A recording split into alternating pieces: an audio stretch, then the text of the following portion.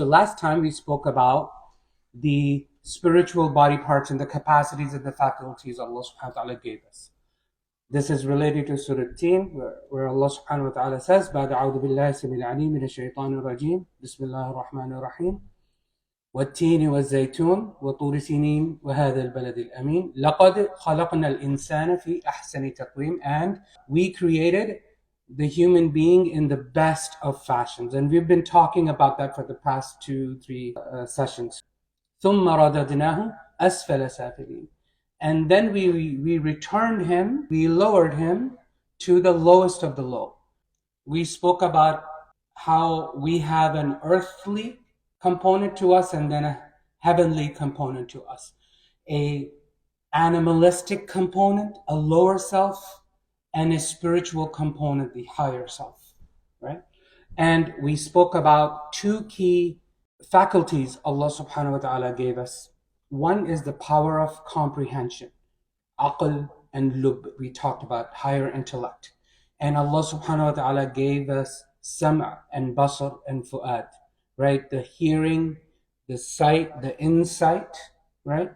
And feelings. Allah subhanahu wa ta'ala gave us feelings. And then Allah subhanahu wa ta'ala also gave us, we've been discussing this, the power of language, the power of expression. So we can comprehend and we can express. These two abilities, the animals don't have to that extent. The cow can move, right? The cow can figure out a way to find something to eat. Great. But what we're talking about is an expression which is of a much, much infinitely higher degree and a power to comprehend and rationalize to a much higher degree. Speaking about these two exact same faculties, Allah subhanahu wa ta'ala says in this famous ayah in Surah al-Furqan, do you think أَنَّ أَكْثَرُهُمْ يَسْمَعُونَ أَوْ يَعْقِلُونَ? Do you think that most people, they hear and they understand? إِنَّهُمْ إِلَّا كَالْأَنْعَامِ. They are nothing except like animals. بَلْ هُمْ أَضَلُّ سَبِيلًا. They're even more misguided than animals, because animals are still using their faculties to the best of their abilities to find their way around and survive, right? And human beings are given these amazing faculties. What are they doing with it? If they're not doing anything with it, they might as well be animals, not even animals. They're worse than animals because animals still give the haqq to their faculties and they utilize them. Then we had left out one last component of the uniqueness of the human being. And we spoke about Fitrah. What is Fitrah? Human beings have a sense of hygiene, don't we? We want to look nice and clean. We want to, brush our hair. Animals don't care about that kind of stuff. For example, Rasulullah sallallahu alaihi wasallam said in an authentic hadith, 5 things are from the Fitrah: circumcision, and cleaning the hair from your body, clipping the nails, trimming the mustaches. Just personal hygiene is from the Fitrah. Cleaning your mouth, using the miswak, smelling nice is part of the Fitrah. Then we have a sense of right and wrong. This is wrong, this is right. Animals don't have it. They have the thought process of, I'm hungry, I'm satisfied, right? Human beings are beyond that. They're hungry and they can be satisfied, but that they also feel some actions are wrong, some actions are right. We have a sense of morality. We want to live by rules. We want to either establish rules or we want somebody smarter than us to establish rules so we can live by them. We feel comfortable with rules. I know what to do, where to go, should I do this, should I not do this? This is natural. Whether you're Muslim or non-Muslim or anyone else, I'm talking in general, human beings in general, whether they have religion or they have no religion. We have a sense to think be outside of ourselves. What is my purpose? How can I be a better member of the society? What can I do? Things that are outside of me. We are constantly seeking knowledge and guidance. And then we have this quest for the truth. What is the truth? If you find something false, you want to get to the truth. And then all of us have a sense of a higher power. Famously, we've been saying before that the fastest growing religion in the world is atheism, belief in no God. Actually, that's not the case. The fastest growing religion in the world is belief in a higher power, but without religion. without any religion. Most people have a higher sense. This is what's given birth to New Age spiritualism and whatnot. If you look at the top 4 or 5 religions, right? Judaism, Christianity, well, Judaism is really not a 5 religion based on the population, but from a popularity point of view, let's just include it. So Judaism, Christianity, Islam. Christianity is about 33%, 35%. Islam is about 25% of the world. Okay. Judaism is very small. Then we have Hinduism and we have Buddhism. Hindus, they have, even though they're polytheists, they believe in lots of different kinds of gods, they have this highest God. It's called Brahma. They have that sense. They know that there is an ultimate God. And what is their goal? Their goal is what? The sense of morality, to achieve moksha. If you've seen a lot of Hindi movies, Bollywood movies, you probably know what I'm talking about. They want to achieve moksha. What is moksha? To cleanse the inner evil within oneself and to achieve an escape, moksha, okay, liberation. And then Buddhism. Buddhism doesn't have a sense of God, but what they want to do is they want to reach what is called nirvana. What is nirvana? They want to cleanse themselves so they're not reborn again. And they also want to liberate and achieve nirvana, which is essentially, you can say, nothingness, which is, you can think of it as unify with the rest of the universe. They want to disappear. They don't want to be reborn again. That's Buddhism. Again, the sense of cleansing, using your morals, and achieving much, much, much higher goals beyond yourself. It's everywhere. Where is this coming from? Where is this morality, sense of wanting laws and rules and implementing them? Where is this coming from? Every human being on the planet, you can be in the middle of the jungle, in the Amazon, in the pygmies, disassociated with the rest of the world, they will still have these senses. How do you explain that? Allah subhanahu wa ta'ala explains that, right? فِطْرَةَ اللَّهِ الَّتِي فَطَرَ النَّاسَ عَلَيْهَا. It is upon the fitrah of Allah that He has implanted this fitrah in all human beings. You can understand that as part of our creation. It is part of our initial creation. It is part of us.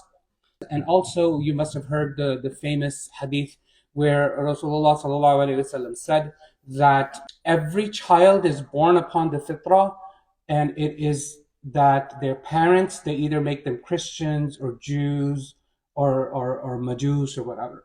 And a lot of people think, for example, when we say the Muslim convert or revert, they don't like the word convert. They use the word revert because they're reverting back to the fitrah of Allah subhanahu wa ta'ala, the sense of morality, the sense of higher power, believing in a higher power, and those kinds of things. And it is these, for example, Kant, the famous philosopher, he asked these 3 key questions, which are extremely amazing if you're a non-believer. It's extremely smart. He says every human being has these 3 questions. What are those questions? What can I know? Wanting to know, right? What should I know? And what should I hope for? Everyone is asking this question, right? We know what is the meaning of life. We ask, what is the purpose of life? Is one life enough? Is there a life after that? Everybody has these questions. No one who is not following a religion has any answers. Everybody wants to arrive at those answers. This is fitrah. So Allah subhanahu wa ta'ala not as only gave us a capacity of language, capacity to understand and feel, but Allah subhanahu wa ta'ala implanted inside of us this yearning for something higher, for elevating to our higher self, beyond our lower self, which is animalistic. So the fitrah can be really strong. Initially, it's really strong in children. They always have a really, really strong sense of fitrah. Why is this? Why is that? You'll find videos on YouTube, for example, where children is like, why is there Trinity? Is Jesus God? Or is he a man and a God? How does it make sense? Children ask these questions, right? Children ask, why do we do this? And why do we? Children have very strong sense of fitrah. And over time, our fitrah can become weak and corrupted. In order to nourish the fitrah, Islam comes with the recipe for all kinds of nourishment to this fitrah. There's a yearning for spiritual connection. Allah subhanahu wa ta'ala gives us that. Ibadah, dhikr, Quran, dua, belief in the oneness of God. We want laws. Allah subhanahu wa ta'ala has given us the sharia. This is how you need to live. This is how you need to follow the rules. There is a moral code, which is the sense of morality. How do we develop self-control? We need to develop humility and tolerance and patience and forbearance. And we need to have harmony with other people. We need to be friendly. We need to be kind. We need to be charitable. We need to be altruistic. All of this is driven by what? There's an engine that is driving all of this. What is that engine? We believe in one Allah subhanahu wa ta'ala. We are grateful. We have gratitude as a result of it, and we obey, and we have a sense of freedom as a result. We are not slaves of any laws or regulations other than the laws and regulations of Allah subhanahu wa ta'ala. Gives us a sense of freedom. The other thing that drives it is the belief in the day of judgment. We know that we're going to be accountable, so we need to be patient. If the things are not happening the right way, we need to be patient. We need to wait for the day of judgment for the justice to happen. We have hope, and at the same time, we have fear. That results in contentment. We feel content. A good mu'min is very content. He is selfless. He is doing things for others without wanting anything in return. He is building instead of destroying. يُمَتِّعُكُم مَتَاعًا حَسَنًا إِلَى أَجَلٍ مُسَمًّى. If you have iman and you know you're a faulty human being and you do istighfar and you do tawbah, Allah will give you an excellent life in this world until you die. It's a promise from Allah subhanahu wa ta'ala. But now look at the corruption. It is driven by what? The animalistic desires, the worldly, immediate gain. I want to gain right now. I don't care how. Desires, my desires are stronger. My desire to steal or snatch or gain more. I put my self-control on the backside and my desires are on the driver's seat, right? There's only hope in Allah, no fear in Allah, for example, even if you believe in a higher power. No fear for accountability or retribution. And you have limited to no spiritual connection that's driving this fitrah. The feeding this fitrah, it's actually corrupting the fitrah. Your social norms, what are laws? Well, anything that's popular right now, anything that's in right now, anything that's considered politically correct, that's the law. Everything else, there's no standard. Those things keep changing. There is the corruption of the moral code, for example. We want to maintain myself and I am important. I want to have a personal brand. If I'm going to do something for you, you better do something for me. If you've done something for me, I'll do something for you, right? It's exterior. It's your personal brand. That's what we worry about. Social harmony, I'm only going to do things that's going to make me look good in the community. I want to be the most followed person on Instagram or social media, whatever, And what is the result? Law of the jungle, right? Might is right. Capitalism, hopelessness, ingratitude for anything that you have, destroying instead of building. وَمَنْ أَعْرَضَ عَنْ ذِكْرِي فَإِنَّ لَهُ مَعِيشَةً ضَنْكَ. The one who ignores my dhikr, for him is a life that is wretched, horrible life. They're going to have a horrible time. Why? Because they're constant anxiety. Okay, how am I going to make more money? Why am I not popular? Oh, why don't people like me? Why, what is going to happen tomorrow? I'm going to put food in my stomach. That's constantly what they're thinking about. And then this is what Islam teaches us, that وَأَمَّا مَنْ خَافَ مَقَامَ رَبِّهِ. The one who made the station of Allah subhanahu wa ta'ala important. وَنَهَى النَّفْسَ عَنِ الْهَوَىٰ. And he had more self-control. He prevented his nafs, to have desires. He stopped them. He had developed taqwa. فَإِنَّ الْجَنَّةَ هِيَ الْمَأْوَىٰ. Then he will get Jannah. So this is essentially the essence. Allah subhanahu wa ta'ala says He created us with ahsan taqweem, with the best of fashions, with all of these faculties. Power of expression, power of comprehension. Allah subhanahu wa ta'ala gave us these spiritual body parts that we can nourish. And we have an animalistic side, this higher self and lower self. This higher self is what distinguishes us from all creation in this whole universe. This is why Allah subhanahu wa ta'ala says that insan is created in the highest taqweem. But if we don't take advantage of those faculties, what's going to happen? ثُمَّ رَدَدْنَاهُ أَسْفَلَ سَافِلِينَ. He'll return back to his animalistic nature. He'll become lowest of the low, lower than an animal, because he's not taking advantage of these faculties, and all he's interested in feeding is lower self, despite his higher self. وآخر دعوانا أن الحمد لله رب العالمين. بارك الله فيكم.